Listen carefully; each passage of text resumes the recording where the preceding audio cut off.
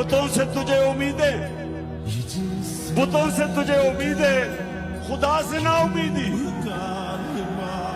बता तो सही और काफरी क्या है। बहुत बड़ी तादाद मौजूद है। ये अदालत के अंदर के मनाजर हैं। अदालत के अंदर आप देख सकते हैं पुलिस की भी बड़ी तादाद मौजूद है और आप देख सकते हैं अवाम का समंदर भी इमरान खान साहब के साथ अदालत में दाखिल हो रहा है। ये मनाजर आप देख सकते हैं इमरान खान साहब अब अदालत में दाखिल हो रहे हैं और पुलिस से अवाम कंट्रोल नहीं हो रही। आप देख सकते हैं लोगों का समंदर भी इमरान खान साहब के साथ अदालत में पेश हो रहा है। ये मनाजर आप देख सकते हैं।